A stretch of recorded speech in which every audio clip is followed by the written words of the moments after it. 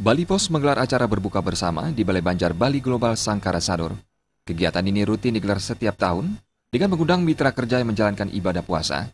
Kegiatan ini sekaligus untuk menjalin kedekatan dengan mitra kerja yang selama ini telah mempercayakan promosinya kepada Bali Pos. Mereka dijamu dengan menu khas dari warung Jigu-Jigu, yakni olahan ikan segar berupa sate, ikan bakar, sup ikan, dan sup kuning.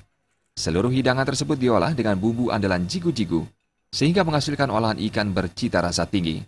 Manajer operasional warung Jigu-Jigu, Al Jupri, mengatakan pihaknya sangat berterima kasih atas kepercayaan masyarakat terhadap warung Jigu-Jigu.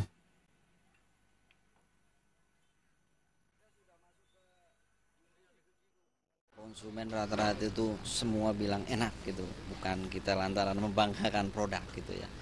Emang semua rata-rata bilang enak, jadi pasti besok itu balik lagi gitu. Itu pentingnya di situ kita ngeluarin produk untuk masa depan yang lebih panjang gitu. Bukan hanya kita sekali jual, cuman kita harus mikir orang itu kembali itu karena enak.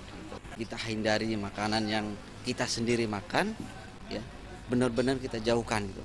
Garansi kita 100% kalau masalah pengawet, karena kita benar-benar menjual produk yang higienis gitu, bebas dari bahan pengawet.